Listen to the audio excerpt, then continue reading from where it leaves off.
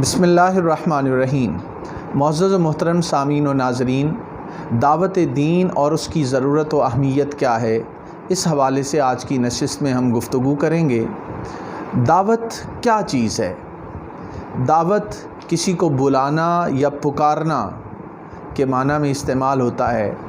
اسی طرح دعوت کے مترادف کے طور پہ ایک تبلیغ کا لفظ بھی بولا جاتا ہے، جس کا مطلب بھی پہنچا دینا ہے۔ اللہ رب العزت کے دین کو لوگوں تک پہنچانا، تاجدار کائنات حضرت محمد مصطفیٰ صلی اللہ علیہ وآلہ وسلم کے پیغام کو لوگوں تک پہنچانا اور دین اسلام کی صحیح تعلیمات لوگوں تک پہنچانا، یہ دعوت دین کا وہ کام ہے جو اب امت کے ذمہ ہے، کیونکہ انبیاء کرام کا سلسلہ حضرت محمد مصطفیٰ صلی اللہ علیہ وآلہ وسلم پر ہمیشہ کے لیے ختم ہو گیا۔ قرآن مجید میں نبی اکرم صلی اللہ علیہ وآلہ وسلم کے حوالے سے ارشاد ہوتا ہے، یا ایھا الرسول بلغ ما انزل الیک من ربک، اے برگزیدہ رسول صلی اللہ علیہ وآلہ وسلم، جو کچھ آپ کے طرف آپ کے رب کی جانب سے نازل کیا گیا ہے وہ سارا لوگوں کو پہنچا دیجیے۔ بلغ ما انزل الیک من ربک، جو اللہ تعالیٰ کی طرف سے آپ پر اتارا گیا ہے، نازل کیا گیا ہے، اسے لوگوں تک پہنچا دیجیے۔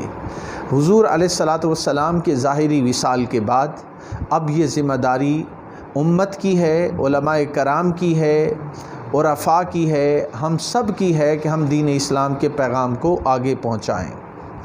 آگے بات کو بڑھانے سے پہلے یہ مناسب معلوم ہوتا ہے کہ دعوت دین کیوں ضروری ہے۔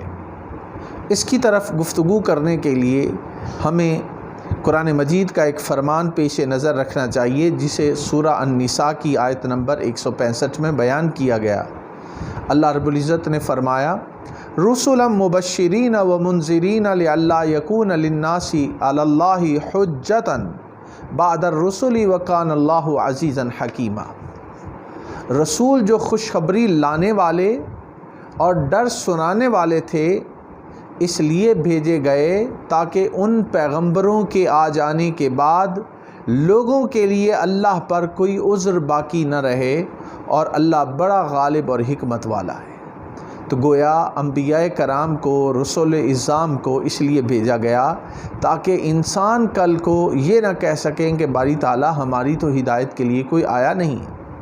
ایک اور مقام پر ارشاد ہوتا ہے سورہ المائدہ کی آیت نمبر 19 میں، اللہ رب العزت نے فرمایا، یا اہل الکتاب قد جاءکم رسولنا یبین لکم علی فترۃ من الرسل ان تقولوا ما جاءنا من بشیر ولا نذیر فقد جاءکم بشیر ونذیر واللہ علی کل شیء قدیر۔ اللہ رب العزت فرما رہے ہیں کہ اے اہل کتاب، بے شک تمہارے پاس ہمارے یہ آخر الزمان نبی حضرت محمد مصطفیٰ صلی اللہ علیہ وآلہ وسلم پیغمبروں کی آمد کے سلسلے کے منقطع ہونے کے بعد تشریف لائے ہیں، جو تمہارے لیے ہمارے احکام خوب واضح کرتے ہیں، اس لیے کہ تم عذر کرتے ہوئے یہ کہہ دو گے کہ ہمارے پاس نہ تو کوئی خوشخبری سنانے والا آیا ہے اور نہ ڈر سنانے والا۔ اب تمہارا یہ عذر بھی ختم ہو چکا، کیونکہ بلا شبہ تمہارے پاس آخری خوشخبری سنانے والا اور ڈر سنانے والا بھی آ گیا ہے، اور اللہ ہر چیز پر بڑا قادر۔ اس فرمان سے یہ بات واضح ہو گئی کہ اللہ تعالیٰ نے انبیاء کرام علیہم السلام کا جو سلسلہ حضرت آدم علیہ السلام سے شروع کیا تھا، وہ حضرت محمد مصطفیٰ صلی اللہ علیہ وآلہ وسلم پر آ کر مکمل ہو چکا، اور اب لوگوں کے پاس کوئی عذر باقی نہیں رہا۔ ظاہری وصال کے بعد یہ اب امت کی ذمہ داری ہے کہ وہ دین کا پیغام آگے لوگوں تک پہنچائے۔ جو ان کو اچھی بات معلوم ہے، دعوت دین کے حوالے سے، دین حق کے حوالے سے، لوگوں کی اصلاح کے حوالے سے، ان کے عقائد کی اصلاح، ان کی عبادات کی اصلاح، ان کے معاملات کو سنوارنے کے حوالے سے ہر شخص ذمہ دار ہے، اور اسے اپنی ذمہ داری کا احساس کرنا چاہیے۔ اللہ تعالیٰ نے ہر قوم کی ہدایت کے لیے رسول بھیجے، اور انہوں نے وہ پیغام اللہ تعالیٰ کا لوگوں تک بڑے آسان انداز میں پہنچایا ہے۔ اور اب ہماری بھی ذمہ داری ہے کہ ہم وہ پیغام لوگوں تک پہنچائیں تاکہ دین اسلام کی اقدار زیادہ مضبوط اور توانا ہو سکیں اور معاشرہ جنت نظیر معاشرہ اور ایک بہترین اسلامی معاشرہ بن سکے۔ یہاں پہ یہ بات بڑی اہم ہے کہ ایک تو بات یہ ہے کہ انسان کو انفرادی طور پہ دعوت دینی چاہیے، پھر قومی سطح پر ایک دعوت ہے، ایک بین الاقوامی سطح پر ہے۔ یہ وہ 3 سطح ہیں جن پر ایک مسلمان کو اگلے کو دعوت دینی چاہیے۔ ہر فرد امت کا وہ دین کا داعی ہے اور اپنی بساط، استعداد اور صلاحیت کے مطابق اس کو انبیاء کرام علیہ السلام کے مشن کو آگے پہنچانے کا کام ضرور کرنا چاہیے۔ میں یہاں پہ چند نمونے کے لیے آیات آپ کی خدمت میں پیش کروں گا۔ اللہ رب العزت نے سورہ نوح کی آیت نمبر 5 میں ارشاد فرمایا، قال رب انی دعوت قومی لیلا و نہارا۔ نوح علیہ السلام نے عرض کیا، اے میرے رب، بے شک میں اپنی قوم کو رات دن بلاتا رہا۔ تو گویا رات دن بلاتے رہنا حضرت نوح علیہ السلام کی سنت ہے۔ کس طرف؟ اللہ کے دین کی طرف، اللہ تعالیٰ کی ذات کی طرف۔ پھر ایک اور جگہ پر ارشاد ہوتا ہے، وَيَا قَوْمِ مَا لِي أَدْعُوكُمْ إِلَى النَّجَاةِ وَتَدْعُونَنِي إِلَى النَّارِ۔ اور اے میری قوم، مجھے کیا ہوا کہ میں تمہیں نجات کی طرف بلاتا ہوں اور تم مجھے دوزخ کی طرف بلاتے ہو؟ یہ وہ موسیٰ علیہ السلام کا داعیانہ کردار تھا جو انہوں نے نبھایا۔ پھر ایک مقام پہ ارشاد ہوتا ہے، وَدَاعِيًا إِلَى اللَّهِ بِإِذْنِهِ۔ اللہ رب العزت فرما رہے ہیں اور اس کے اذن سے اللہ کی طرف دعوت دینے والا اور منور کرنے والا آفتاب بنا کر بھیجا ہے۔ کن کو بھیجا ہے؟ حضور نبی اکرم صلی اللہ علیہ وآلہ وسلم کو منصب دعوت پر فائز فرمایا اور ان کو انسانیت کی ہدایت کے لیے اللہ رب العزت نے فرمایا۔ پھر ایک اور مقام پر سورہ النحل کی آیت نمبر 125 میں ارشاد ہوتا ہے، ادعو الی سبیل ربک۔ اے رسول معظم صلی اللہ علیہ وآلہ وسلم، آپ اپنے رب کی راہ کی طرف بلائیے۔ کن کو بلائیے؟ انسانوں کو بلائیے۔ یہ اللہ تعالیٰ کا حکم ہے۔ پھر آپ دیکھیے ایک مقام پہ ارشاد فرمایا گیا، والمؤمنون والمؤمنات بعضهم اولیاء بعض یامرون بالمعروف وینہون عن المنکر۔ اور اہل ایمان مرد اور اہل ایمان عورتیں ایک دوسرے کے رفیق اور مددگار ہیں اور اچھی باتوں کا حکم دیتے ہیں اور بری باتوں سے روکتے ہیں۔ اب یہاں الفاظ معزز حاضرین بڑے توجہ طلب ہیں۔ فرمایا والمؤمنون والمؤمنات، اہل ایمان مرد ہوں یا عورتیں ہوں، وہ ایک دوسرے کے دوست ہیں، اچھائی کا حکم دیتے ہیں، برائی سے روکتے ہیں۔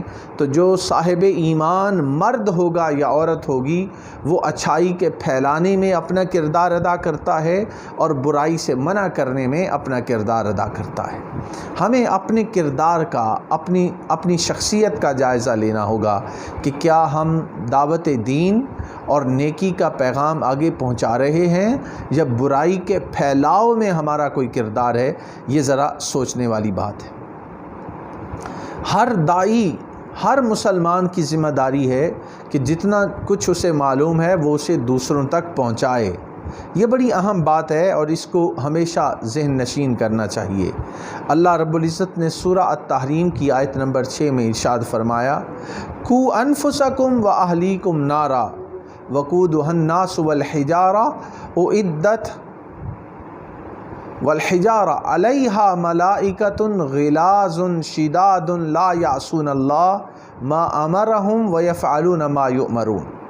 ارشاد ہوتا ہے کہ اپنے آپ کو اور اپنے اہل و عیال کو اس آگ سے بچاؤ جس کا ایندھن انسان اور پتھر ہیں، جس پر سخت مزاج طاقتور فرشتے مقرر ہیں، جو کسی بھی امر میں جس کا انہیں حکم دیا جاتا ہے اللہ کی نافرمانی نہیں کرتے اور وہی کام انجام دیتے ہیں جس کا انہیں حکم دیا جاتا ہے۔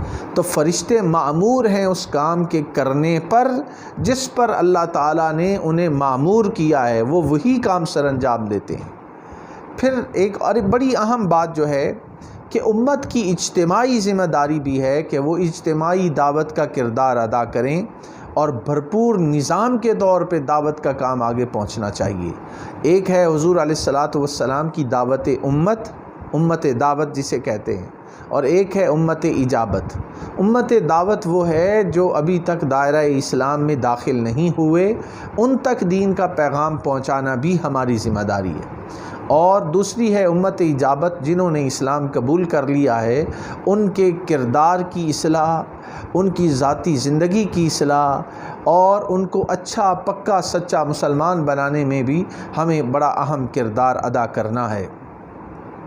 اللہ رب العزت نے سورہ آل عمران کی آیت نمبر 104 میں ارشاد فرمایا، وَلْتَكُن مِّنكُمْ أُمَّةٌ يَدْعُونَ إِلَى الْخَيْرِ وَيَأْمُرُونَ بِالْمَعْرُوفِ وَيَنْهَوْنَ عَنِ الْمُنكَرِ، اور تم میں سے ایسے لوگوں کی ایک جماعت ضرور ہونی چاہیے جو لوگوں کو نیکی کی طرف بلائیں اور بھلائی کا حکم دیں اور برائی سے روکیں۔ تو گویا یہ ذمہ داری لازم ہے کہ کم از کم ایک ایسا گروہ جو ضرور ہو جو نیکی کی طرف بلائے اور برائی سے روکے۔ یہ بڑا اہم مذہبی فریضہ ہے جسے ادا کرنا صاحبان علم و عمل اور با کردار لوگوں کے لیے ضروری ہے۔ ایک اور جگہ پر حضور علیہ الصلاۃ والسلام کی امت کو بہترین امت قرار دیا گیا۔ اللہ رب العزت نے سورہ آل عمران کی آیت نمبر 110 میں ارشاد فرمایا، کنتم خیر امت اخرجت للناس تأمرون بالمعروف وتنہون عن المنکر، تم بہترین امت ہو جو سب لوگوں کی رہنمائی کے لیے ظاہر کی گئی ہے، تم بھلائی کا حکم دیتے ہو اور برائی سے منع کرتے۔ احادیث مبارکہ میں بھی معزز سامعین و حاضرین دعوت دین کا پیغام لوگوں تک پہنچانے کا بڑا تفصیل کے ساتھ بیان ہے۔ حضور نبی اکرم صلی اللہ علیہ وآلہ وسلم کے متعدد ارشاد ہمارے سامنے ہیں۔ اس حوالے سے حضرت ابو سعید خدری رضی اللہ تعالیٰ عنہ نبی پاک صلی اللہ علیہ وآلہ وسلم سے روایت کرتے ہیں کہ نبی پاک صلی اللہ علیہ وآلہ وسلم نے صحابہ سے فرمایا کہ راستوں میں بیٹھنے سے بچتے رہو۔ صحابہ کرام نے عرض کی، یا رسول اللہ صلی اللہ علیہ وسلم، ہمیں ایسی جگہوں پر بیٹھنے سے چارہ کار نہیں، مطلب ہے کہ ہمیں بیٹھنا پڑتا ہے، ہم بیٹھ کے بات چیت کرتے ہیں۔ آپ صلی اللہ علیہ وآلہ وسلم نے فرمایا، میرے صحابیوں، اگر بیٹھنا ضروری ہو تو راستے کا حق ادا کیا کرو۔ صحابہ نے عرض کی، یا رسول اللہ صلی اللہ علیہ وسلم، راستے کا حق کیا ہے؟ تو تاجدار کائنات حضرت محمد مصطفیٰ صلی اللہ علیہ وآلہ وسلم نے فرمایا، غض البصر وکف الاذی ورد السلام والامر بالمعروف والنہی عن المنکر۔ یہ فرمان ہے صحیح بخاری کا، اور نبی پاک علیہ السلام نے کیا فرمایا کہ اگر راستوں میں بیٹھنا پڑے تو اس کا حق ادا کیا کرو۔ صحابہ نے پوچھا، یا رسول اللہ وہ حق کیا ہے؟ تو تاجدار کائنات صلی اللہ علیہ وآلہ وسلم نے فرمایا، غض البصر، نگاہوں کو نیچا رکھنا، وکف الاذی، تکلیف دہ چیز کو راستے سے ہٹا دینا، ورد السلام، اور سلام کا جواب دینا، اور اچھی باتوں کا حکم دینا اور برے کاموں سے روکنا۔ یہ وہ راستے کے حقوق ہیں جو حضور علیہ الصلاۃ والسلام نے فرمایا کہ ان کا خیال رکھنا چاہیے۔ معزز حاضرین، اسی طرح حضرت عبداللہ بن مسعود بیان کرتے ہیں کہ حضور نبی اکرم صلی اللہ علیہ وآلہ وسلم نے فرمایا، وہ بیان کرتے ہیں کہ پہلی امتوں میں بھی حضور علیہ السلام بیان فرماتے ہیں کہ پہلی امتوں میں بھی نبیوں کو بھیجا گیا، اور اس نبی کے لیے اس امت کے کچھ مددگار ساتھی ہوتے تھے جو اپنے نبی کے طریقے پر کاربند رہتے اور اس امر کی اقتداء کرتے۔ پھر ان صحابہ کے بعد کچھ نالائق لوگ پیدا ہوئے جنہوں نے اپنے فعل کے خلاف، قول اور فعل کے خلاف فیصلہ دیا۔ تو آگے ارشاد فرمایا، فَمَنْ جَاهَدَهُمْ بِيَدِهِ فَهُوَ مُؤْمِنٌ وَمَنْ جَاهَدَهُمْ بِلِسَانِهِ فَهُوَ مُؤْمِنٌ وَمَنْ جَاهَدَهُمْ بِقَلْبِهِ فَهُوَ مُؤْمِنٌ وَلَيْسَ وَرَاءَ ذَلِكَ مِنَ الْإِيمَانِ حَبَّةَ خَرْدَلٍ۔ حضور علیہ الصلاۃ والسلام فرما رہے ہیں کہ لہٰذا جو شخص نے اپنے ہاتھ سے ان کے خلاف جہاد کیا وہ بھی مومن، جس نے اپنی زبان سے ان کے خلاف جہاد کیا وہ بھی مومن، جس نے اپنے دل سے ان کے خلاف جہاد کیا وہ بھی مومن، اس کے بعد رائی کے دانہ برابر بھی ایمان کا کوئی درجہ نہیں۔ تو فرمان بڑا واضح ہے کہ ہر انسان پر یہ ذمہ داری ہے کہ وہ کوشش کرے، جد و جہد کرے وہ پیغام آگے تک پہنچانے کی۔ اسی طرح حضرت ابو سعید خدری رضی اللہ تعالیٰ عنہ بیان کرتے ہیں، اور یہ حدیث پاک جامع ترمذی میں موجود ہے کہ حضور نبی پاک صلی اللہ علیہ وآلہ وسلم نے فرمایا لا یمنعن رجلا حیبۃ الناس ان یقول بحق اذا علمہ، کہ کسی شخص کو لوگوں کا ڈر حق بات کہنے سے نہ روکے جبکہ اسے اس شے کا حق ہونا معلوم ہو۔ یہ بڑا اہم فرمان ہے۔ فرمایا جا رہا ہے کہ آپ لوگوں کے ڈر کی وجہ سے کوئی حق بات ہے تو وہ کہنے کو رک نہ جائیں، بلکہ حق بات ہے تو وہ کہنی چاہیے۔ یہ حضور علیہ الصلاۃ والسلام کا فرمان ہمیں معلوم ہوتا ہے۔ آج ہم مصلحت اندیش ہو جاتے ہیں، کوئی غلط کر رہا ہے، کوئی برائی کر رہا ہے، کوئی دین کے اقدار کو نقصان پہنچا رہا ہے، نبی پاک اور اللہ تعالیٰ کے دین کے خلاف کام کر رہا ہے، تو ہم مصلحتاً ان کو روکتے نہیں، منع نہیں کرتے کہ کہیں ناراض نہ ہو جائیں۔ اس بات کو اللہ رب العزت نے اور اللہ تعالیٰ کے رسول صلی اللہ علیہ وآلہ وسلم نے سخت ناپسند فرمایا ہے۔ اس چیز کا خیال رکھنا چاہیے۔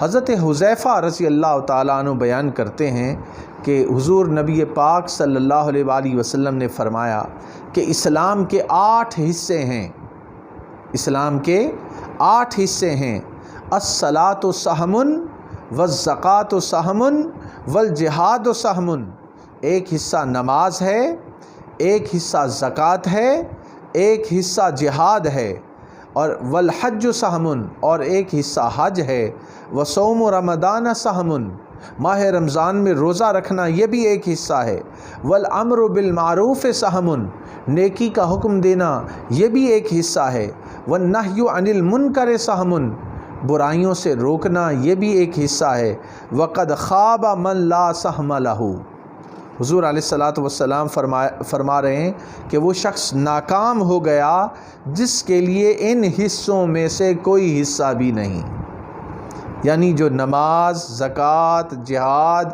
حج، ماہ رمضان کے روزے، امر بالمعروف اور نہی عن المنکر، ان چیزوں کو بجا نہیں لا رہا تو اس کے لیے کوئی حصہ بھی نہیں ہے۔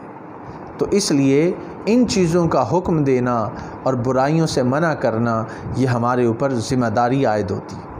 حضرت ابو ہریرہ رضی اللہ تعالیٰ عنہ بیان کرتے ہیں کہ حضور نبی رحمت صلی اللہ علیہ وآلہ وسلم نے فرمایا لَتَأْمُرَنَّ بِالْمَعْرُوفِ وَتَنْهَوْنَ عَنِ الْمُنْكَرِ أَوْ لَيُسَلِّطَنَّ اللَّهُ عَلَيْكُمْ شِرَارَكُمْ ثُمَّ يَدْعُو خِيَارُكُمْ فَلَا يُسْتَجَابُ لَكُمْ، ارشاد ہوتا ہے کہ تم ضرور بے ضرور نیکی کا حکم دو گے اور برائی سے منع کرتے رہو گے، ورنہ اللہ تعالیٰ تم میں سے برے لوگوں کو تم پر مسلط کر دے گا، پھر تم میں سے جو اچھے لوگ ہوں وہ اللہ تعالیٰ سے دعا کریں گے، لیکن ان کی دعا تمہارے حق میں قابل قبول نہیں ہوگی۔ دیکھیے کہ یہ بڑا اہم فرمان ہے کہ برائی سے منع کرنا اور نیکی کا حکم دینا ضروری ہے، نہیں تو ہمارے اوپر حکمران ایسے مسلط ہو جائیں گے جو بدترین قسم کے لوگ ہوں گے۔ یہاں تک یہ بات ہمیں سمجھ میں آئی کہ دعوت دین کی ذمہ داری امت پر ہے، خاص کر کے علماء کے طبقے کی یہ ذمہ داری ہے، اور ہر شخص جو نبی رحمت صلی اللہ علیہ وآلہ وسلم کا کلمہ بھرتا ہے اور حضور علیہ الصلاۃ والسلام کی غلامی کا دم بھرتا ہے، وہ دین کی بات کو، قرآن پاک کی بات کو، رسول پاک صلی اللہ علیہ وآلہ وسلم کے فرامین کو آگے پہنچانے میں اپنا ضرور کردار ادا کرے۔ معزز حاضرین و سامعین، یہاں پر یہ بات بھی بڑی اہم ہے کہ جو دعوت دین کا کام کرنے والا شخص ہے اسے کن خوبیوں کا حامل ہونا چاہیے، اس کے اندر کون سے اوصاف اور خوبیاں ہونا ضروری ہیں۔ آئیے ذرا تاریخ اسلام قرآن و سنت کی روشنی میں اس کا بھی جائزہ لے لیا جائے۔ جو سب سے اہم خوبی دعوت دین کے کام کے لیے ضروری ہے وہ اپنے اخلاق کو اور اپنے مقاصد کو عظیم تر بنانا ہے۔ یہ بڑی اہم بات ہے۔ یہ پیغمبرانہ مشن ہے دین حق اور دعوت دین کو آگے تک پہنچانا۔ تو اس دعوت دین کو آگے پہنچانے کے لیے خلوص نیت بہت ضروری ہے۔ جب تک خلوص نیت نہیں ہوگا اس وقت تک اس دعوت دین کے کام میں برکت نہیں آ سکتی۔ اخلاص نیت یہ پہلی شرط ہے۔ اللہ رب العزت نے قرآن پاک میں ارشاد فرمایا الا عباد اللہ المخلصین، سورہ الصافات آیت نمبر 40 میں، ہاں مگر اللہ کے وہ برگزیدہ و منتخب بندے جنہیں نفس اور نفسانیت سے رہائی مل چکی ہوگی۔ نفس اور نفسانیت سے جن کو رہائی مل چکی ہوگی یہ وہی لوگ ہیں جن کو اخلاص حاصل ہوگا۔ تو دین کے کام میں اخلاص کے بغیر برکت نہیں آتی، کیونکہ ہر عمل کا دار و مدار نیت پر ہے۔ حضور علیہ الصلاۃ والسلام کا فرمان ہمارے سامنے، فرمایا الاعمال بالنیت ولکل امرئ ما نویٰ، کہ اعمال کا دار و مدار نیتوں پر ہے اور انسان کے لیے وہی کچھ ہے جس کی وہ نیت کرتا ہے۔ فمن کانت ہجرتہ الی اللہ ورسولہ فہجرتہ الی اللہ ورسولہ، تو جس نے اللہ اور اس کے رسول کے لیے ہجرت کی تو اس کی ہجرت اللہ اور رسول کے لیے ہے۔ ومن کانت ہجرتہ لدنیا یصیبھا، جس نے دنیا داری کی خاطر ہجرت کی وہ دنیا کو پالے گا۔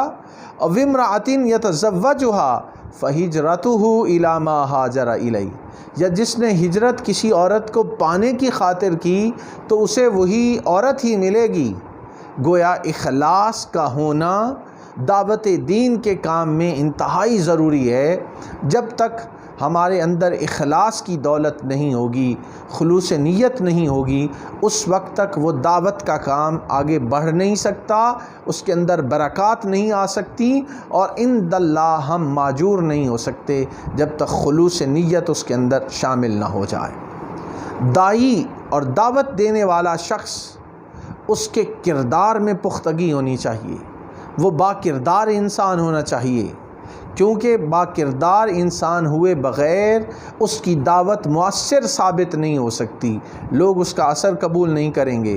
اللہ رب العزت نے قرآن پاک میں ارشاد فرمایا سورہ الصف آیت نمبر 2 میں، یا ایھا الذین آمنوا لم تقولون ما لا تفعلون، اے اہل ایمان تم وہ باتیں کیوں کہتے ہو جو تم خود نہیں کرتے۔ لم تقولون ما لا تفعلون، کیوں کہتے ہو جو خود نہیں کرتے؟ تو دعوت دین کا کام کرنا یہ اسی وقت ایفیکٹو ہوگا جب ہم خود صاحب کردار ہوں گے، جو کچھ کہہ رہے ہیں اس پر عمل کرنے والے ہوں گے تو اس کی برکات زیادہ بہتر طریقے سے آئیں گی۔ اسی مناسبت سے میں حضرت انس سے مروی ایک حدیث پاک آپ کی خدمت میں پیش کرتا ہوں۔ نبی پاک صلی اللہ علیہ وآلہ وسلم نے فرمایا رأیت لیلۃ اسرا بی رجالا تقرد شفاہہم بمقارد من نار، حضور علیہ الصلاۃ والسلام سفر معراج کی طرف اشارہ فرما رہے ہیں کہ میں نے معراج کی شب دیکھا کہ کچھ لوگوں کے ہونٹ آگ کی کینچیوں سے کاٹے جا رہے ہیں۔ میں نے جبرائیل امین سے پوچھا یہ کون لوگ ہیں؟ انہوں نے جواب دیا آپ کی امت کے خطیب اور واعظ ہیں جو لوگوں کو نیکی کی ہدایت کرتے تھے اور اپنے آپ کو بھول جاتے تھے، یعنی نیکی کی دعوت کا لوگوں کو پیغام دیتے تھے اور اپنی ذات پر نافذ نہیں کرتے تھے۔ حضور علیہ السلام فرماتے ہیں میں نے کینچیوں سے ان کے ہونٹوں کو کاٹتے ہوئے دیکھا ہے۔ تو کتنی اہم بات ہے کہ ہم دعوت دین کا کام، نیکی اور بھلائی کا کام آگے بھی پھیلائیں اور سب سے پہلے اس کا مخاطب اپنے آپ کو بنائیں کہ وہ چیزیں ہمارے کردار کے اندر بھی پختہ ہو سکیں۔ کردار خود بولتا ہے۔ آپ دیکھیے کہ کوہ صفا پہ کھڑے ہو کر جب حضور علیہ الصلاۃ والسلام نے عرب کے مختلف قبائل کو اور قریشیوں کو دعوت دین کے لیے بلایا تھا تو آپ نے وہاں پر ان سے کہا کہ میں اگر کہوں کہ اس پہاڑی کے پیچھے سے ایک لشکر تم پہ حملہ آور ہونے والا ہے تو میری بات مان لو گے؟ سب نے بیک زبان ہو کر کہا کہ ہم مان لیں گے، کیونکہ ہم نے آپ کو کبھی جھوٹ بولتے نہیں دیکھا اور آپ کا کردار جو ہے وہ بالکل بے داغ ہے، اور اللہ کی وحدانیت اور توحید کی دعوت آپ نے اپنے کردار کے ذریعے سے دی۔ فرمایا فقد لبثت فیکم عمرا من قبلہ افلا تعقلون۔ ارشاد ہوا کہ بے شک میں اس قرآن کے اترنے سے قبل بھی تمہارے اندر عمر کا ایک حصہ بسر کر چکا ہوں، سو کیا تم عقل نہیں رکھتے؟ اپنے کردار کو پیش کیا کہ میرے کردار میں کوئی نقص کمی نظر آ جائے تو پھر اللہ کی وحدانیت اور دین اسلام کا انکار کر دینا۔ اس لیے دعوت دینے والے شخص پر لازم ہے کہ وہ صاحب کردار ہو، جو کہتا ہے اس پر عمل کرتا ہو تو اس کی اس دعوت میں تاثیر بڑھ جاتی ہے۔ دعوت دین کا کام کرنے والا وسیع المطالعہ ہونا چاہیے۔ یہ نہیں ہے کہ ایک دو آیات ایک دو احادیث کی بنیاد پہ دعوت دیتا پھرے۔ جس کو جو ایک آدھ آیت ہے وہ اس کی دعوت تو دے، لیکن اس کا جتنا مطالعہ وسیع ہوگا اس کے اثرات لوگوں پر اتنے ہی ایفیکٹو اور اچھے انداز میں ہوں گے۔ اس لیے قرآن و سنت کی گہری معرفت حاصل کرنا یہ داعی کے لیے ضروری ہے۔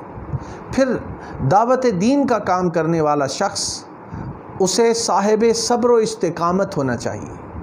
مشکلات آئیں گی، آزمائشیں آئیں گی، لوگ اس کی دعوت پر بعض اوقات برا منائیں گے، اس کو برا بھلا کہیں گے، تو اس کا دامن جو ہے وہ صبر کا دامن نہیں چھوڑنا چاہیے۔ دعوت دین کا کام کرنے والے کو استقامت کے ساتھ قائم رہے۔ اس کا حکم اللہ رب العزت نے دیا، وَتَوَاصَوْا بِالْحَقِّ وَتَوَاصَوْا بِالصَّبْرِ، حق اور صبر کے ساتھ قائم کرتے رہیں اور نصیحت کرتے رہیں۔ پھر اور مقام پہ ارشاد ہوتا ہے، حضور علیہ الصلاۃ والسلام کی فرامین بھی اس حوالے سے موجود ہیں، اور اس سے پہلے میں ایک قرآن پاک کی آیت آپ کی خدمت میں پیش کرتا ہوں، جسے سورہ الزمر کی آیت نمبر 10 ہے۔ فرمایا ان الذین قالوا ربنا اللہ ثم استقاموا تتنزل علیہم الملائکۃ الا تخافوا ولا تحزنوا وابشروا بالجنۃ التی کنتم توعدون۔ ارشاد ہوا بے شک جن لوگوں نے کہا کہ ہمارا رب اللہ ہے، پھر وہ اس پر مضبوطی سے قائم ہو گئے، تو ان پر فرشتے اترتے ہیں اور کہتے ہیں کہ تم خوف نہ کرو اور نہ غم کرو، اور تم جنت کی خوشیاں مناؤ جس کا تم سے وعدہ کیا جاتا ہے۔ تو دیکھیے، استقامت کے ساتھ قائم ہونا اور دعوت دین کے مرحلے میں جو مشکلات آتی ہیں اس کو خندہ پیشانی سے قبول کرنا، یہ داعی کے لیے اور دعوت دین کا کام کرنے والے کے لیے انتہائی ضروری ہے۔ معزز حاضرین، صاحب حسن خلق،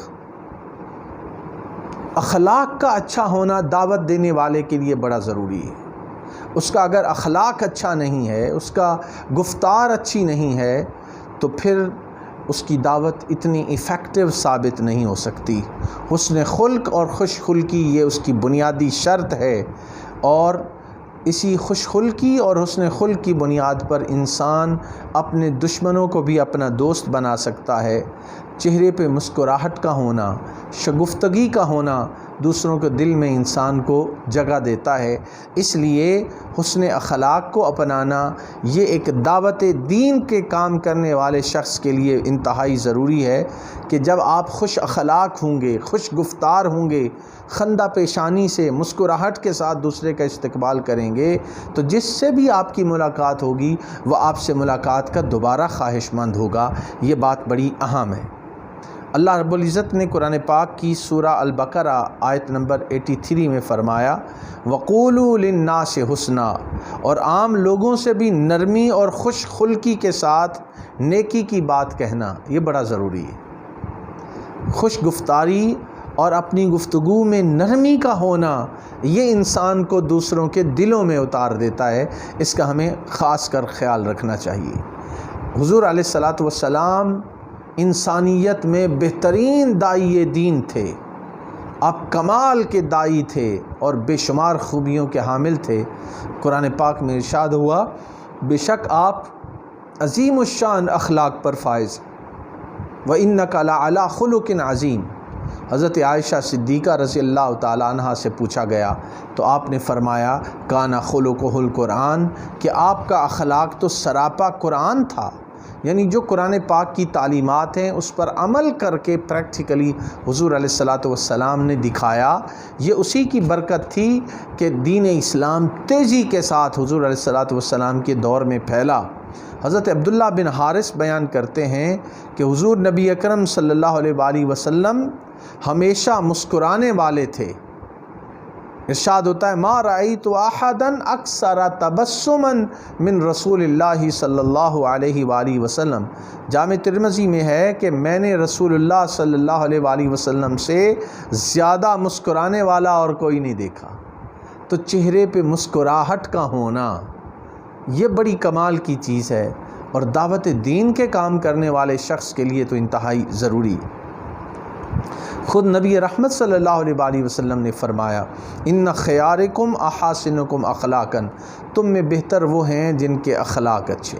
تو اچھا اخلاق کا ہونا آپ کی بات کو مؤثر بنا دیتا ہے، اس کا دوسرے کی زندگی پر اور دوسرے کے دل و دماغ پر ایک پازیٹیو امپیکٹ لے کے آتا ہے۔ عاجزی اور انکساری داعی کے لیے یہ بڑی ضروری ہے، تواضع اور انکساری اپنانا، یہ وہ اوصاف ہیں جو ایک بندہ مومن میں ہونے چاہیے۔ یہ بڑا اہم ترین وصف ہے، عجز و انکساری، اور انسان کو عاجزی کا پیکر ہونا چاہیے۔ تکبر اللہ تعالیٰ کو پسند نہیں۔ تکبر کیا تھا شیطان نے، قرآن مجید نے اس کا ذکر کیا ابا واستکبر وکان من الکافرین، اس نے انکار کیا اور تکبر کیا، نتیجتاً کافروں میں سے ہو گیا۔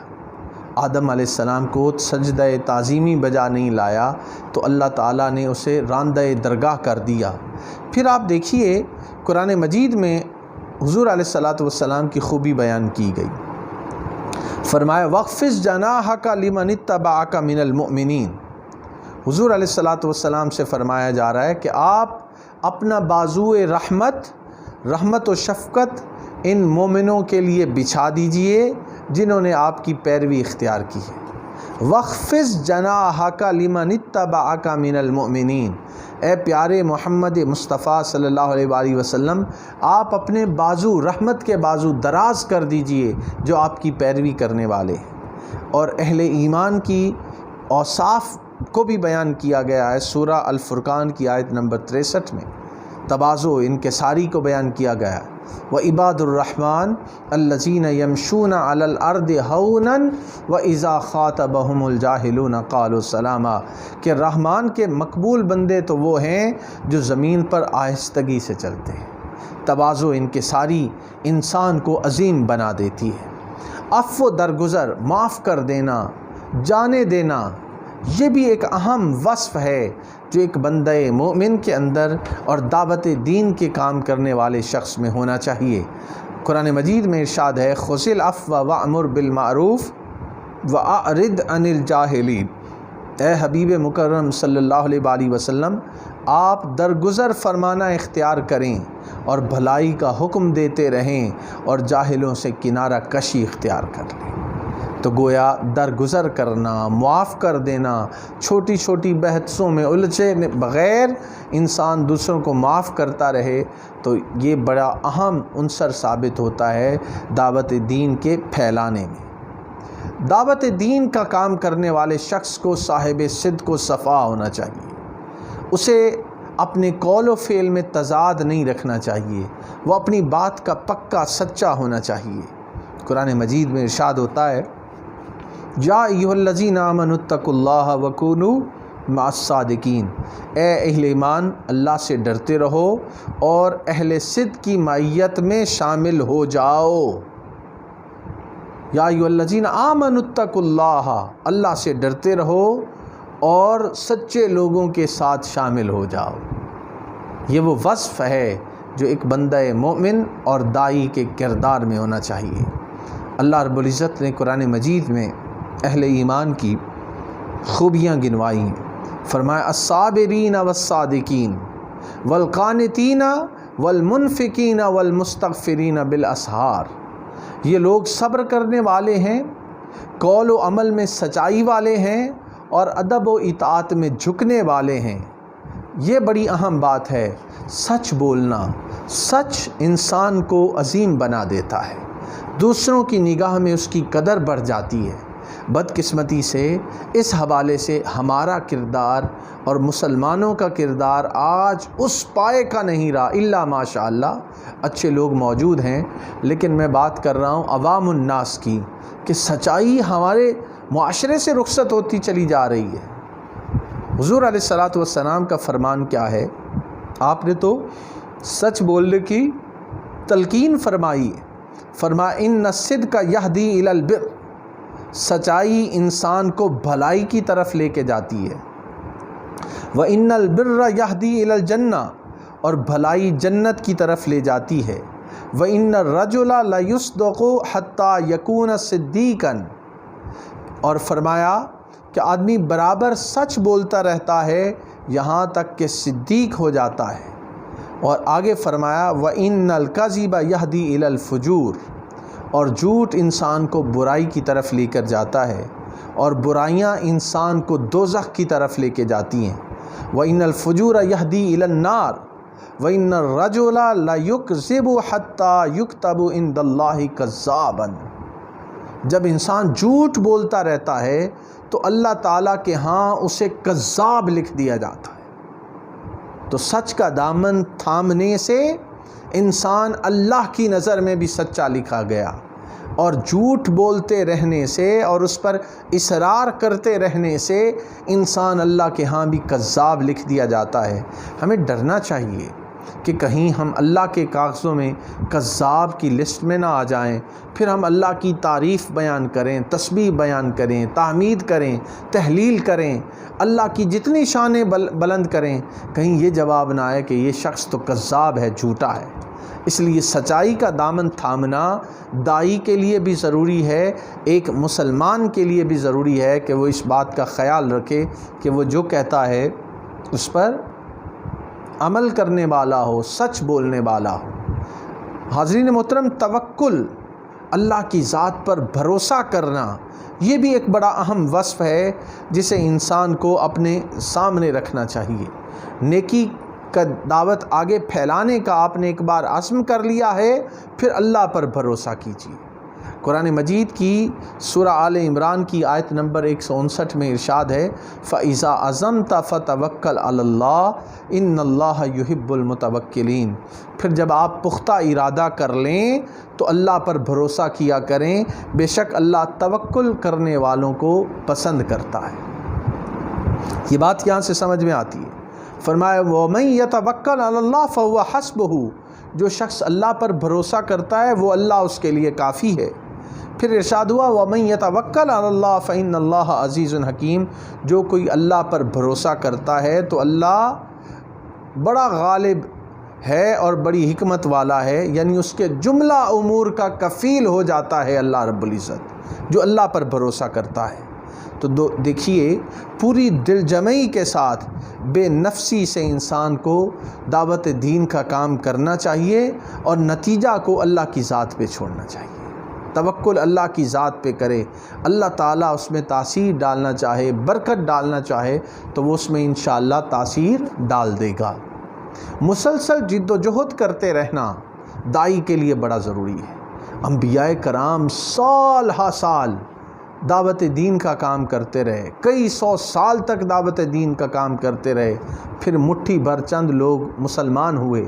خود نبی پاک صلی اللہ علیہ وآلہ وسلم کی جد و جہد کی اور دعوت دین کی آپ تحریک کو دیکھیں کہ جتنی آپ نے محنت کی اور شروع میں لوگ کس طرح آہستہ آہستہ اسلام میں داخل ہو رہے تھے۔ تو ریاضت و مجاہدہ متقاضی ہے دعوت دین کا کام۔ انسان تقوی و طہارت کو تھام لے، پاکیزگی اور نظافت کو اپنا لے، عبادت اور اطاعت الہی کا پیکر بن جائے اور پھر دین کے پیغام کو آگے پہنچانے کی کوشش کرتا رہے، اللہ تعالیٰ ضرور اسے کامیاب کرے گا۔ قرآن مجید میں ارشاد ہے وَالَّذِينَ جَاهَدُوا فِينَا لَنَهْدِيَنَّهُمْ سُبُلَنَا وَإِنَّ اللَّهَ لَمَعَ الْمُحْسِنِينَ، اور جو لوگ ہمارے حق میں جہاد اور مجاہدہ کرتے ہیں تو ہم یقیناً انہیں اپنی طرف راہیں دکھا دیتے ہیں، اور بے شک اللہ تعالی صاحبان احسان کو اپنی سنگت سے نوازتا ہے۔ تو اپنا اصلاح کر لینا، جد و جہد کرنا، قد افلح من زکا، جس نے من تزکا وہ کامیاب ہو گیا جس نے اپنا تزکیہ کر لیا۔ تقوی و طہارت کو اپنانا دعوت دین کے کام کے لیے بڑا ضروری ہے۔ واتقوا اللہ ان کنتم مؤمنین، اور فرمایا کہ تقوی و طہارت انسان کو بلند کر دیتا ہے۔ قوت ارادی دعوت دین کے کام کرنے والے کی مضبوط ہونی چاہیے، اسے مضبوط قوت ارادی کا مالک ہونا چاہیے۔ وہ چھوٹی چھوٹی آزمائشوں سے ڈر نہ جائے، وہ خوف میں مبتلا نہ ہو جائے، بلکہ وہ قوت ارادی کا پہاڑ ہونا چاہیے۔ اس کے نتیجے میں انشاءاللہ کامیابیاں اس کے قدم چومے گی۔ انسان کی شخصی وجاہت کا بڑا اہم کردار ہے دعوت دین کے کام میں، کہ انسان اپنے آپ کو باوجہ بنائے، اس کی شخصی وجاہت ہو۔ اس کے اثرات بھی لوگوں کی زندگیوں پر بہت اچھے مرتب ہوتے ہیں، اور دعوت کا پیغام زیادہ ایفیکٹو اور مؤثر ہو جاتا ہے۔ انسان کو ملنسار ہونا چاہیے دعوت دین کے کام کرنے کے لیے۔ ملنساری آپ کو دوسروں کے دلوں میں اتار دیتی ہے۔ میل ملاپ، لوگوں سے ملاقات نہیں ہے تو آپ دعوت دین کا کام کیسے کر سکتے ہیں؟ تو یہ بہت ضروری ہے، میل ملاپ دعوت دین کے کام کے لیے۔ اور اللہ رب العزت نے فرمایا وَاصْبِرْ نَفْسَكَ مَعَ الَّذِينَ يَدْعُونَ رَبَّهُمْ بِالْغَدَاةِ وَالْعَشِيِّ يُرِيدُونَ وَجْهَهُ وَلَا تَعْدُ عَيْنَاكَ عَنْهُمْ۔ ارشاد ہوتا ہے کہ اے میرے بندے، تو اپنے آپ کو ان لوگوں کی سنگت میں جمائے رکھا کر جو صبح و شام اپنے رب کو یاد کرتے ہیں، اس کی رضا کے طلبگار رہتے ہیں، اس کی دید کے متمنی اور اس کا مکھڑا تکنے کے آرزومند رہتے ہیں۔ تیری محبت اور توجہ کی نگاہیں ان سے نہ ہٹیں۔ مطلب یہ ہے کہ جو اپنے رب کے متلاشی ہیں، تم اپنی نگاہوں پر ان پر اپنی نگاہیں جمائے رکھو۔ اس کی برکت سے تمہیں کامیابی ملے گی اور ان کی سنگت فائدہ بخش ہوگی۔ انسان کے اندر دینی حمیت اور عصبیت کا ہونا بڑا ضروری ہے۔ انسان اپنی جان تک ایک نیک نوبل کاز کے لیے دینے کے لیے ہر وقت تیار رہے۔ اپنے بھائیوں کے لیے ہمدردی اور رحمت کا جذبہ ہو، لیکن جب اسلام دشمن طاقتیں ہوں اور دین کے راستے میں رکاوٹ بننے والی طاقتیں ہوں تو وہاں پہ انسان کو فولاد کی طرح مضبوط ہونا چاہیے۔ قرآن مجید نے صحابہ کرام کے ایک وصف کو بیان کیا ہے، فرمایا محمد الرسول اللہ والذین معہ اشداء علی الکفار رحماء بینہم۔ محمد صلی اللہ علیہ وآلہ وسلم اللہ کے رسول ہیں، اور جو لوگ آپ صلی اللہ علیہ وآلہ وسلم کی معیت اور سنگت میں ہیں وہ کافروں پر بہت سخت زور آور ہیں، لیکن آپس میں بہت نرم دل اور شفیق ہیں۔ کافروں پر سخت لیکن آپس میں نرم دل، یعنی جو دین دشمن طاقتیں ہیں، اسلام دشمن طاقتیں ہیں، ان کے لیے انسان کو سخت ہونا چاہیے، مگر اپنے بھائیوں کے لیے نرم اور اچھا اخلاق کا حامل ہونا چاہیے۔ انسان کو بعض اوقات دین کے کام میں ملامت کا سامنا بھی کرنا پڑتا ہے، کوئی گالیاں نکالتا ہے، کوئی الزام لگاتا ہے، تو انسان کے اندر قوت برداشت ہو کہ وہ ان الزامات کو برداشت کر سکے۔ لعن طعن لوگ کریں گے، ملامت کریں گے، انسان کو لعن طعن اور ملامت سننے پر بد دل نہیں ہو جانا چاہیے اور بے حوصلہ نہیں ہونا چاہیے۔ وَاصْبِرْ لِحُکْمِ رَبِّکَ فَإِنَّکَ بِأَعْیُنِنَا۔ حضور علیہ السلام سے فرمایا جا رہا ہے کہ اے حبیب مکرم صلی اللہ علیہ وآلہ وسلم، ان کی باتوں سے غم زدہ نہ ہوں، آپ اپنے رب کے حکم کی خاطر صبر جاری رکھیے۔ جب آپ دین حق کا کام کر رہے ہیں، دعوت دین کا کام کر رہے ہیں، لوگ بھلے طعن و تشنیع کرتے رہیں، الزامات دھرتے رہیں، برا بھلا کہتے رہیں، لیکن آپ کے اندر ٹالرنس ہونی چاہیے، جس کا مظاہرہ حضور رحمت عالم صلی اللہ علیہ وآلہ وسلم نے ہمیں کر کے دکھایا ہے، اور آپ کی پوری زندگی ہمارے سامنے ہے اس حوالے سے۔ دیکھیے دعوت دین کا کام وہ جو سامنے ہے جس کو دعوت دینی ہے اس کی نفسیات سے آگاہی بھی ضروری ہے، حکمت اور دانائی کے ساتھ دعوت دینی چاہیے۔ فرمایا ادعو الی سبیل ربک بالحکمت والموعظۃ الحسنہ، دوسرے کی نفسیات کا لحاظ رکھنا یہ انسان کے لیے بڑا ضروری ہے۔ اور حضور علیہ السلام کا یہ بھی فرمان ہے کہ دین کی دعوت کو آسان بنا کے پیش کیا جائے۔ جب انسان دعوت کے کام پر استقامت دکھاتا ہے تو اللہ رب العزت اس پر بڑا مہربان ہوتا ہے۔ اور استقامت دکھانے والے کو کیا انعام ملتا ہے، اس کو ہم سورہ حامیم السجدہ کی آیت نمبر 30 سے 32 میں بیان کیا گیا ہے۔ فرمایا ان الذین قالوا ربنا اللہ ثم استقاموا، بے شک جن لوگوں نے کہا ہمارا رب اللہ ہے پھر وہ اس پر مضبوطی سے قائم ہو گئے۔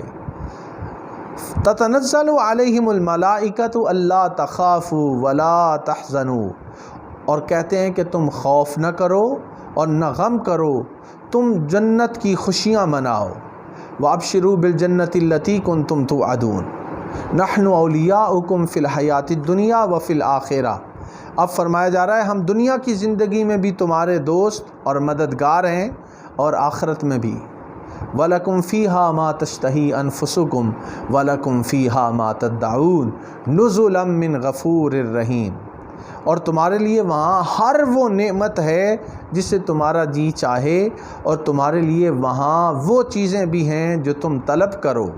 یہ بڑے بخشنے والے، بہت رحم کرنے والے رب کی طرف سے مہمانی۔ تو دیکھیے جب انسان استقامت کے ساتھ دین کی آغوش میں آ جاتا ہے اور اللہ کے دین کی دعوت کا پیغام پہنچاتا ہے تو پھر اللہ تعالیٰ اپنے انعام و اکرامات کی نہ صرف دنیا میں بلکہ آخرت میں بھی بے بہا برسات کر دیتا ہے اور انسان کو نوازتا ہے۔ دین حق کا کام کرنے والے، دعوت دین کے کام کرنے والے کو اللہ تعالیٰ کی طرف سے جنت کی بشارت ہے۔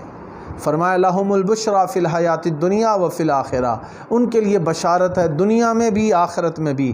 لا تبدیل لکلمات اللہ ذالک هو الفوز العظیم، اللہ تعالیٰ اپنی کلمات کو، اپنے فیصلے نہیں بدلتا، وہ غالب ہے، اور ذالک هو الفوز العظیم، اللہ تعالیٰ اپنا فرمان نہیں بدلتا، اور یہی عظیم کامیابی ہے کہ انسان اللہ کے دین کی دعوت کو آگے پہنچاتا رہے۔ انسان جو دین کی دعوت کا کام کرتا ہے اسے دنیا و آخرت میں اللہ کے فرشتوں کی سنگت نصیب ہوتی ہے، اسے آخرت میں انعامات ملتے ہیں، اسے اللہ تعالیٰ کی طرف سے بخشش اور رحمت ملتی ہے۔ یہ وہ دین کے کام کرنے کی برکات ہے۔ اب وہ لوگ جو دین کی دعوت سے غافل رہتے ہیں ان کو کیا سزا ملے گی، اس کا ذکر بھی قرآن مجید نے سورہ الاعراف کی آیت نمبر 65 میں کیا ہے۔ فرمایا فلما نسوا ما ذکروا به انجینا الذین ینہون عن السوء واخذنا الذین ظلموا بعذاب بئیس بما كانوا یفسقون۔ ارشاد ہوتا ہے پھر جب وہ ان سب باتوں کو فراموش کر بیٹھے جن کی انہیں نصیحت کی گئی تھی تو ہم نے ان لوگوں کو نجات دے دی جو برائی سے منع کرتے تھے، اور ہم نے لوگوں کو جو ظلم کرتے تھے نہایت برے عذاب میں پکڑ لیا، اس وجہ سے کہ وہ نافرمانی کر رہے تھے۔ تو دیکھیے نافرمانی کرنے والے اور دین حق کی دعوت کو آگے نہ پھیلانے والے وہ اللہ تعالیٰ کے شکنجے میں آ جاتے ہیں اور پھر ان کو سخت عذاب کا سامنا کرنا پڑتا ہے۔ حضرت اسامہ بن زید بیان کرتے ہیں کہ حضور نبی اکرم صلی اللہ علیہ وآلہ وسلم کو میں نے فرماتے ہوئے سنا کہ قیامت کے روز ایک شخص کو لایا جائے گا، پھر اسے دوزخ میں پھینک دیا جائے گا، تو وہ اس کے اندر اس طرح گھومے گا جیسے چکی چلانے والا گدھا گھومتا ہے۔ حضور علیہ السلام فرما رہے جہنمی اس کے گرد جمع ہو جائیں گے اور پوچھیں گے اے فلاں کیا تو وہ شخص نہیں ہے جو اچھی باتوں کا حکم دیتا تھا اور بری باتوں سے منع کرتا تھا؟ وہ شخص جواب دے گا انی کنت آمر بالمعروف ولا افعلہ وانہا عن المنکر وافعلہ۔ وہ شخص ان کو جواب دے گا کہ میں اچھی باتوں کا حکم تو دیتا تھا لیکن خود اس پر عمل نہیں کرتا تھا، اور برے کاموں سے منع کرتا تھا لیکن خود اس سے باز نہیں رہتا تھا، آج اس کی سزا کے طور پہ یہاں اس مقام پہ پہنچا۔ معزز حاضرین و سامعین، حضرت ابو سعید خدری روایت کرتے ہیں کہ حضور نبی رحمت صلی اللہ علیہ وآلہ وسلم نے فرمایا، من رعا منکم منکرا فلیغیرہ بیدہ فإن لم یستطع فبلسانہ فإن لم یستطع فبقلبہ وذالک اضعف الایمان، کہ تم میں سے جو کوئی برائی کو دیکھے وہ اسے اپنے ہاتھ سے، قوت سے، طاقت سے اس برائی کو روکے، اور اگر اس کی طاقت نہیں دیکھتا تو اس برائی کے خلاف آواز تو اٹھائے۔ فَإِن لَمْ يَسْتَطِعْ، اور اگر آواز بھی نہیں اٹھاتا تو کم از کم دل میں تو برا جانے۔ فرمایا یہ ایمان کی کمزور ترین علامت ہے کہ انسان اس برائی کو دل میں برا جانے۔ آج ہمارے معاشرے میں بے شمار بے حیائی اور برائی کے کام ہو رہے ہیں، ہم اس میں اپنی آواز کو بلند نہیں کرتے، اس کو ختم کرنے میں اپنا کردار ادا نہیں کرتے، تو اس طرح کا کردار نہ ادا کرنا ہم کو مجرم بنا دیتا ہے، اور اللہ کی نظر میں ہمارا ایمان کمزور ہو جاتا ہے جب ہم دین کی اقدار اور دین اسلام کی تعلیمات کے خلاف کام ہوتا دیکھتے ہیں تو اس کا یہ نتیجہ نکلتا ہے۔ یہاں پہ ایک حدیث پاک آپ کے گوش گزار کرنا ضروری سمجھتا ہوں۔ حضرت جابر رضی اللہ تعالیٰ عنہ بیان کرتے ہیں کہ حضور نبی اکرم صلی اللہ علیہ وآلہ وسلم نے فرمایا، کیا فرمانے، ما من رجل یکون فی قوم یعمل فیہم بالمعاصی یقدرون علی ان یغیروا علیہ فلا یغیروا الا اصابہم اللہ بعذاب من قبل ان یموتوا۔ ارشاد ہوا کہ جو شخص بھی ایسی قوم میں رہتا ہو جس میں برے کام کیے جاتے ہوں اور لوگ ان کو روکنے کی قدرت روکنے کے باوجود نہ روکتے ہوں، تو اللہ تعالیٰ انہیں ان کی موت سے پہلے عذاب میں مبتلا کر دے گا۔ کئی لوگ ایسے ہیں جو صاحب حیثیت اور طاقت رکھتے ہیں کہ برائی کو روک سکیں، مگر وہ اپنا کردار ادا نہیں کرتے، اللہ تعالیٰ انہیں دنیا میں ہی عذاب میں مبتلا کر دیتا ہے۔ حضرت ابو سعید خدری رضی اللہ تعالیٰ عنہ بیان کرتے ہیں کہ تاجدار کائنات حضرت محمد مصطفیٰ صلی اللہ علیہ وآلہ وسلم نے فرمایا کہ کوئی شخص اپنے نفس کو حقیر نہ جانے۔ صحابہ کرام نے عرض کیا، یا رسول اللہ صلی اللہ علیہ وسلم، ہم میں سے کون کیسے اپنے نفس کو حقیر جان سکتا ہے؟ آپ نے فرمایا، اس طرح کہ تم میں سے کوئی شخص کوئی معاملہ دیکھے اور اسے اس بات کے بارے میں اللہ تعالیٰ کا حکم بھی معلوم ہو مگر پھر بھی بیان نہ کرے، تو اللہ تعالیٰ اس سے قیامت کے دن فرمائے گا، ما منعک ان تقول فی کذا و کذا فیقول خشیۃ الناس فیقول فإیایا کنت احق ان تخشی۔ معزز حاضرین، میں اپنی گفتگو کو ختم کرنے کی طرف لا رہا ہوں۔ حضور علیہ السلام نے فرمایا کہ تجھے فلاں معاملہ میں حق بات کہنے سے کس نے منع کیا تھا؟ وہ جواب دے گا، لوگوں کے خوف نے۔ اس پر اللہ تعالیٰ فرمائے گا، تمہیں ان سب سے بڑھ کر مجھ سے ڈرنا چاہیے تھا۔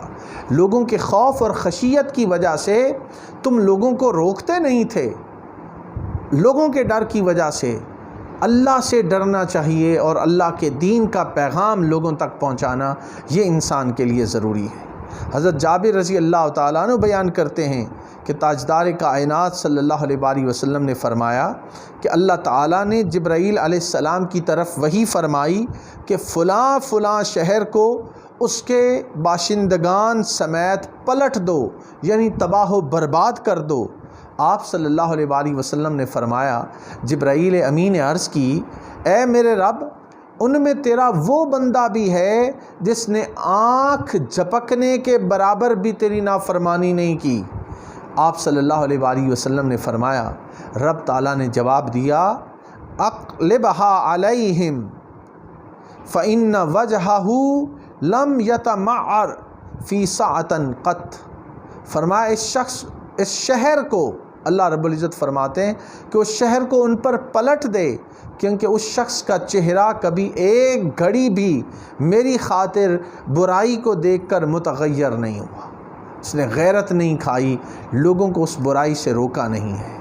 یہ وہ چیزیں ہیں معاشرے کی برائیوں کو دیکھنے پر ہمیں باغیرت اور باہمیت بن کے معاشرے کی اصلاح کی کوشش کرنی چاہیے۔